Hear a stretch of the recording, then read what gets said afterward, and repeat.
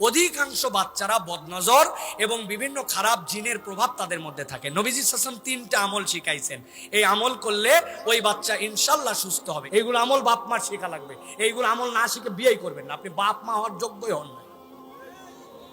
উদামিসা খালি বিয়ে করে ফেলছেন না, আর বাচ্চা পয়দা করে ফেলছেন আপনি। এটা নবীজির শেখানো, চেষ্টা করবেন তো ইনশাআল্লাহ। রাতে বাচ্চারা হঠাৎ কান্নাকাটি করে প্রায় দিন, বাচ্চা না কান্না করার কোনো আমল আছে কি দয়া করে জানাবেন। দিনদার পাত্রপাত্রীর সন্ধানে ভিজিট করুন orthicdin.com।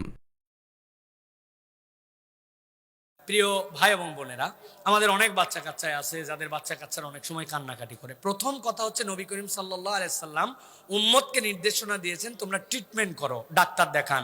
ওই বাচ্চার কি শ্বাসে কষ্ট, বুকে কষ্ট, পেটে গ্যাস আছে কিনা, অন্য কোনো সমস্যা আছে কিনা ডাক্তার দেখান। এই ডাক্তার দেখানোর পরে ওষুধ খান, ট্রিটমেন্ট, সাথে সাথে বাচ্চার জন্য রুকিয়া করেন।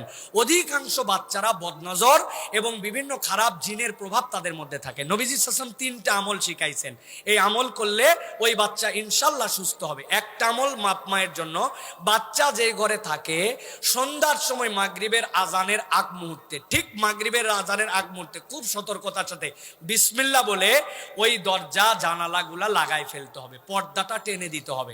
মাগরিবের পর প্রয়োজনে আবার খুলে দিবেন, কিন্তু অধিকাংশ মায়েরা ছোট বাচ্চাদের ক্ষেত্রে আমল করে না। আপনার জানলাটা বন্ধ করতে হবে বিসমিল্লাহ বলে, পর্দাটা টেনে দিতে হবে আপনাকে। এইটা আপনাকে সতর্কতার সাথে খেয়াল করতে হবে, 1 নম্বর।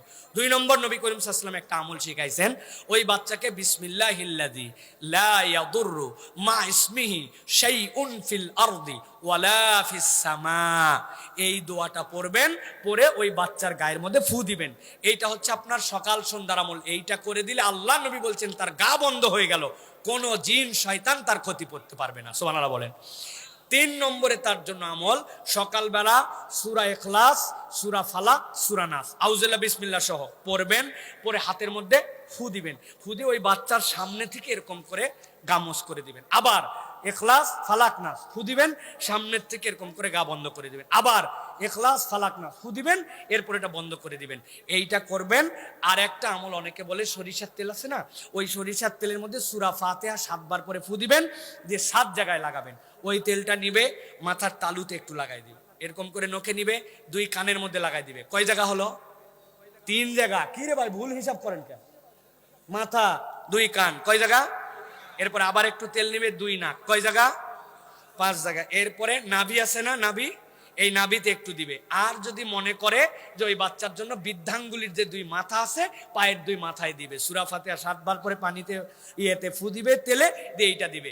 এইটা দেওয়ার পরে ইনশাআল্লাহ ওই বাচ্চার যদি কোনো রকম বদনজর, কোনো রকম এরকম কিছু থাকে, আল্লাহ রাব্বুল আলামিন তাকে এটার থেকে প্রভাব মুক্ত করে দিবেন।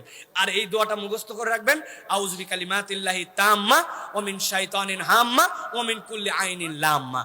আপনার বাচ্চা কান্নাকাটি ইনশাআল্লাহ অল্প দিনের মধ্যে বন্ধ হয়ে যাবে। শুনতে মনে হচ্ছে অনেক আমল, আপনি ডাক্তারের কাছে গেলেও তো এতগুলো প্রেসক্রিপশন দেয়, খাওয়ার আগে, খাওয়ার পরে রক্ত টেস্ট করেন, হাগা টেস্ট করেন, মোতা টেস্ট করেন। আর আল্লাহ নবী এইটুক বলে গেল, আপনি এটা শিখবেন না, খালি হুজুরের কাছে দৌড়াবেন। এইগুলো আমল বাপ মার শেখা লাগবে, এইগুলো আমল না শিখে বিয়েই করবেন না, আপনি বাপ মা হওয়ার যোগ্যই হন না। উদামিসা খালি বিয়ে করে ফেলছেন না, আর বাচ্চা পয়দা করে ফেলছেন আপনি। এটা নবীজির শেখানো, চেষ্টা করবেন তো ইনশাআল্লাহ। আল্লাহ আমাদেরকে তৌফিক